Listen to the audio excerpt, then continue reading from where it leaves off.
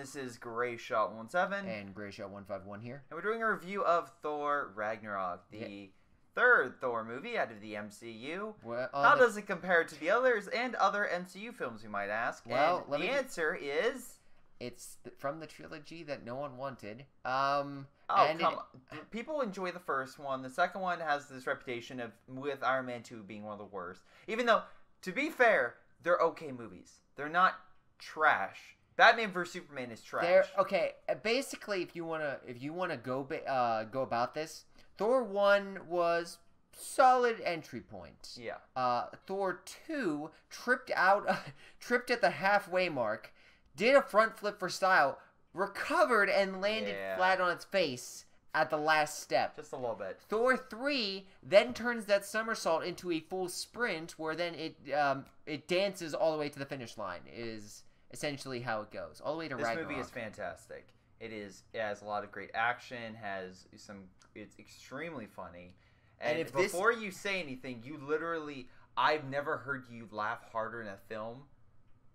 Absolutely, you laughed incredibly at one line. What line? Get me off this planet. I mean, it's a good line. Yes. But no, yeah, there's a lot of good jokes. There's a lot of good things in this movie, and again, it is definitely, without a doubt, the strongest Thor movie. The first one is very good. I enjoyed the first one. I have quite a few friends of mine are major Thor fans. Yes. Guy by the name of Dave, actually, he was like, they're making a Thor movie. It's he was super big into the comics, and that was the one thing he always read. And this movie definitely helps flesh out Thor. Yes. And gives him a comedy chops, but for Chris Hemsworth. But he also goes through a nice character arc. But it goes through a great character arc, and I kind of hope it sticks with him, and I kind of hope it isn't just played off, and he isn't like healed and such from the damage that he does receive in this movie. Because I think it is a good character arc for this character, more so than a lot of other Marvel characters, and other than their origin story, which has them go from one character to the next, like Tony Stark or Simon Strange or those types of characters. Yeah. So the music is fantastic in this film. Yep. Special effects, I would say, across the board are great. Most of the time, they are extremely good. There are a few shots though that are, again, nitpicking, but it's kind of like you needed like an extra day on that. Like there's a shot where Hulk throws the top jaw of something, and it looks really cheesy when it lands. Yes, it's Hulk throwing the top of a jaw. Yes, it looks cheesy. But the way there's a dragon in this. The way that the person interacts with it just looks off. Again, nitpicking. There is a flying, jet-propelled dragon, flaming dragon. That is awesome. I mean, where else other than a Thor movie? Also, the intro is extremely good. Yep. With this flame demon creature. Won't say any more about that, but yeah, it's really good. It has a lot of great jokes. So, a couple things. Thor, Loki, the whole cast, I would say. Is there any bad actors? I would say they're all amazing. But what's the worst one? If there is one. I can tell you who is bad and in the great way, and that's what? Jeff Goldblum's character. Jeff Goldblum's in this. He's great. He is fucking good. Yes. It's like my people. There's his best line comes with the last thing he says. It's Jeff Goldblum playing Jeff Goldblum. He plays it well, and if there's any person to represent 80s overindulgence and insanity, it's Jeff Goldblum. Yeah. I will say though that all the actors bring a lot of character and a lot of interesting things. Mark Ruffalo is great as Bruce Banner and as the Hulk. Yep. There's a new character called Valkyrie. Yeah. She played a lot better than I thought. I was kind of honestly, I will say a downside shortly, but I will say I was kind of like, oh, here comes the new female love interest, because everyone hated Jane, so they basically said, oh yeah, I broke up with her. He broke up with me. She didn't have a lot of chemistry. They kind of forced it. They forced a lot of it. That being said, to be fair, she was the worst part of those movies. Okay, I do want to make something clear. Yes. So the Warriors 3 is in this. Oh yeah. As a small note, and also Lady Sif is not in this. I was disappointed because I thought in Thor 2 that's who they were going to set up as the love interest. as kind of like to fix things. Or as Enchantress. But no, she's not even in the film. Yeah. And that's not a spoiler. She's not just in the not film. in the film. But apparently she just couldn't make it because of scheduling, and they're gonna put her in a future film. Hopefully, I'm excited about that. I think she'll get her. That was my thing, which is if there is one downside to this movie, it's how they treat some characters, and I won't say which characters because you'll know them when you see them. We'll say in spoilers. But the villain, I would say, is great, treated well. She's good for what she does. I didn't expect some things, and also the trailer I liked because they show some things. You're like, oh, this is how it's gonna go, and then actually they change some stuff, which is smart, so you don't know exactly how things are gonna play out. Yeah, the other thing I will say about this movie is while it does take a few. There are a few. How do I say this? There's a lot of jokes. There's a few too many. Of course, this film is filled with jokes, and it's hilarious. There are a few too many in the Sim situations. Not to say that it's not funny. It's just some jokes don't stick, and because there's so many of them, that they kind of, after a while, you kind of like, okay. It's not like Thor 2. Thor 2 had like 90% misses, 10% good jokes. Yeah. This movie, the best joke in there was the hammer on the coat rack. Yeah. That was the best. And they do this again with the umbrella in the umbrella rack. Yeah. But, in any case, I will say that the jokes work. Yep. Just, I think, a little too many. Action's great. Action is fantastic, yeah. Especially when... What would you give this film out of everything we just talked about? With my negatives, I would give it a 7 out of 10. But here's the thing. What are your negatives? I can't say without spoilers. Okay. Here's my thing. After thinking about this, and I'm being honest, this film has a great soundtrack, great music, good pacing. Mm-hmm. I never felt bored. Mm-hmm. Amazing jokes. Actually, some serious moments with Thor and his family. So I honestly, against Thor 2, which is hilarious because I think around that same time I saw How to Train Your Dragon 2. I'm like, that's a better Viking funeral than a Viking funeral. But this film is so insane because I could say a sentence and it's like that doesn't make a lick of sense, but it's so good that I'm just like, okay. So originally I was going to give it 8, but now I'm thinking like, yeah, there's a nitpick here or there with certain characters, stuff like that, or not getting enough time, or I want more. So I would kind of give this a 9 out of 10 because again, there's not much wrong with this film. It is great across the board. I don't like certain parts, not because it's a bad film, but because I feel like they didn't do service to a couple characters. Very small characters that have had previous movies to do their own thing. And actually show... So my stance is 9 out of 10. So... Now, if you can prove... Again, depending on what the score is, will depend on how well you argue a 7. Okay, so I say a 7. Spoiler alert now. Let's see how well he argues his flaws. Okay, so first and foremost, for those of you that have seen previous Thor movies, I now understand why Lady Sif did not show up to her schedule, because she probably would have died horribly. Hela? Yeah. Hela is essentially the villain, and... I understand... Life is Strange would be I understand the need to prove that your character is strong. Yes.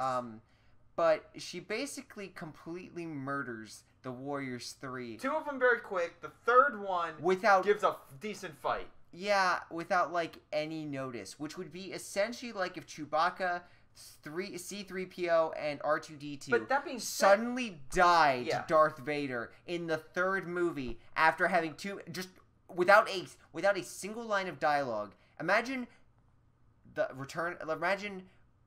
first movie, the second movie, all the dialogue, everything, and they just get instantly dead in the third movie. Well, no dialogue. Okay. Hold notice on their characters. Originally, I was like, wait a second, but then I think about the first movie. Yes, they were kind of big. The second movie, the Dark World, Lady Sif had bigger part than all 3 of them combined.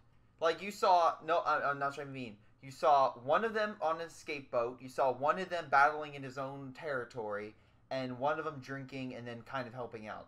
They never moved on past that. They were only in Asgard, and you never saw them again. Lady Sif actually helped more and had more one-on-one and she's on the TV series. Yes. My point is you didn't even give them a line of dialogue, except for the one that actually fought. The other 2 just basically were stabbed and they walked on. It was just like...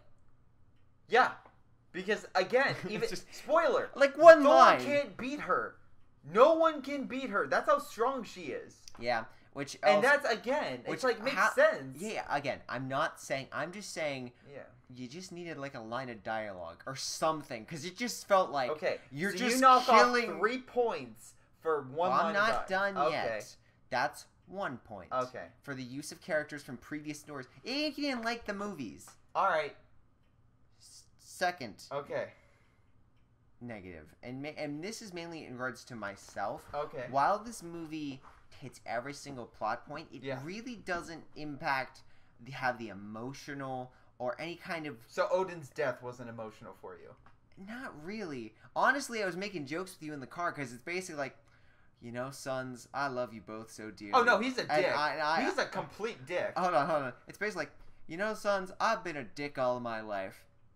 Too late to change. I'm imprisoning your sister and she's coming to kill you both. Laters, and just fades into dust. It's just like, wow, what an asshole. Yeah.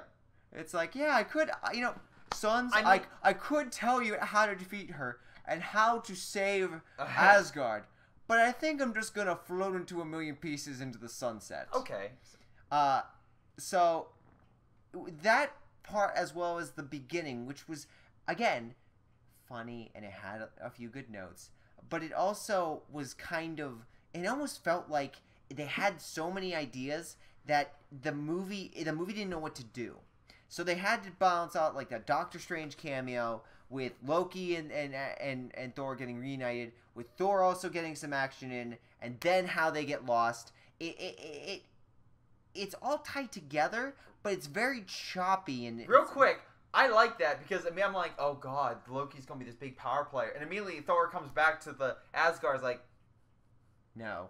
Okay, no, we're not doing this. No, and I like that because again, it shows Thor's character. He's learning past Loki's tricks. Yeah. And even the point where Loki's like, talking like, oh yeah, we should do this. He's like, you're gonna betray me in 3, 2. He just turns around and sees him in the distance, and but no, yeah, so again, I think the beginning was a bit choppy, and my other note to this regard is the fact that he brings Loki, the person that literally killed probably hundreds, if not.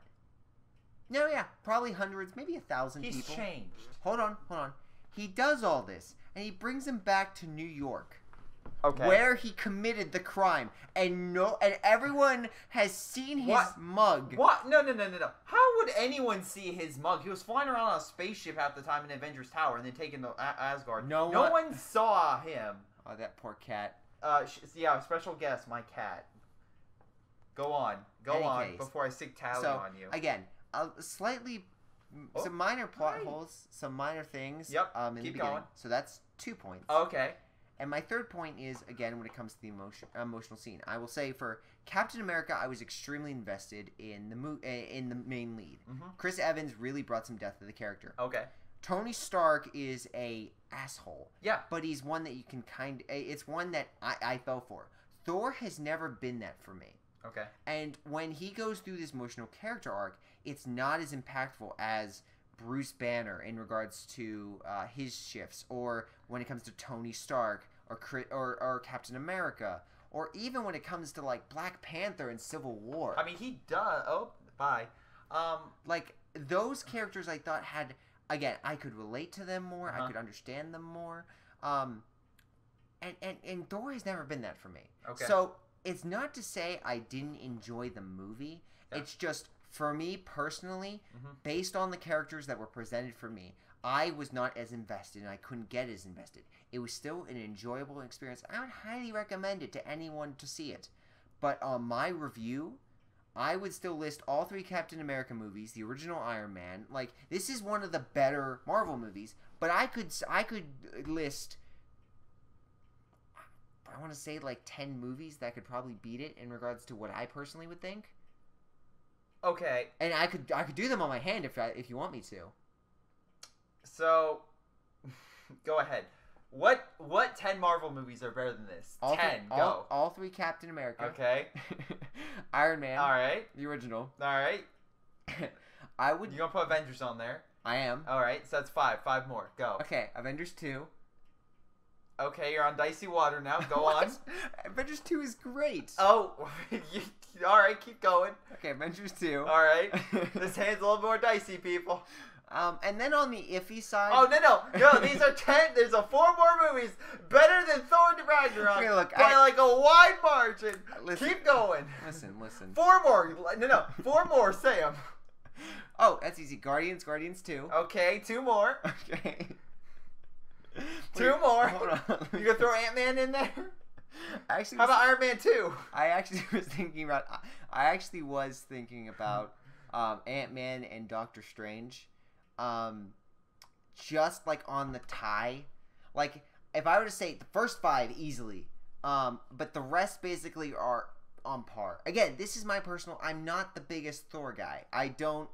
Thor is not my character. He's really good in this movie. Okay.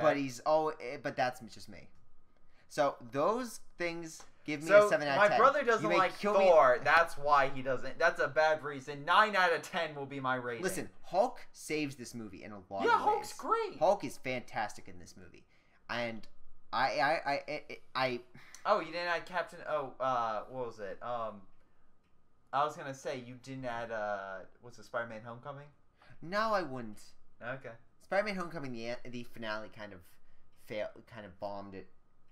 Really? All right. Anyway, moving on. So yes, I would say at least Ant-Man was creative, and Doctor Strange was again the lead and the lead and the villain. I will say won that movie. It's like an Iron Man redux. Okay, moving past my brother. The Hulk is fantastic. Of great moments of Loki's interaction with him, Chris Hemsworth's interaction with him, especially as Thor. The gladiator scene. Thor versus Hela's great. There's a scene with the Rainbow Bridge with a wolf with Hulk, and Hulk is like, Bruce Banner's like, I got this, and he's like, Valkyrie's like, what are you doing? He's like, I'll show you. Jumps out of this plane to be like, I'm good. You know, if you remember the original Incredible Hulk, he literally jumps down, lands in the ground, and transforms. Okay. And this, he lands on the bridge and cracks his neck, and he's just there like dead. Spazzed, like dead. And then eventually turns to the Hulk, grabs the wolf, and throws the wolf off. It is great. Okay, so going back on my statement, I will say that's probably 7 or 8 on my list.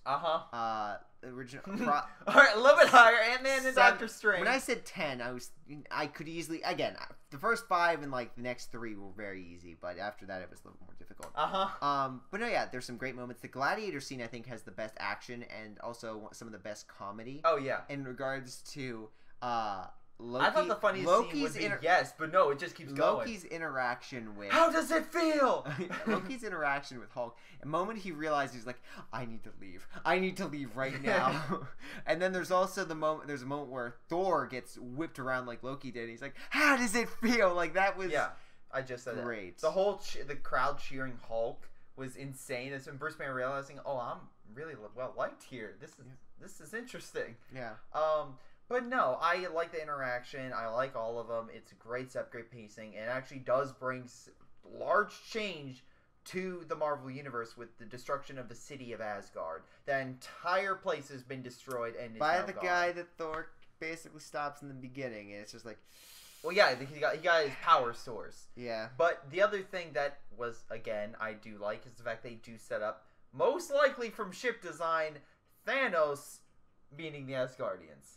Yeah, they also with possibly Loki with a Tesseract. Yeah, well, definitely with the Tesseract. Yes. Also, I like how he walks past it and was like, "Hold on." Oh, Hela walking in and to the armory and seeing the glove and be like, "Oh, this is fake." Like her going around was amazing. Most of the stuff is fake. Like that was it was just again, some great jokes. And coming around to it, it's a high 7. 9 out of 10 will be the official rating. Okay. But in any case, it's been Greyshot17 and Greyshot151. You can kill me in the comments anytime. Oh, don't worry. The next film we're probably going to see will be The Disaster Artist. Oh boy! And I really hope it looks it looks really good. And I've heard nothing but good things, so I'm hopeful that this is a James good movie Franco. on a bad film. Someone, who was it? It was James Franco, Seth Rogen. Podcast. No, there was a podcast. Oh, Collider Videos. Yeah. They were discussing it, and it was like, how funny would it be if James Franco won an Oscar for the portrayal of Tommy Wiseau as the disaster artist? Because technically, Tommy Wiseau would also be accepting it. So he would go up on stage, hand in hand with James Franco. I did it, Stella!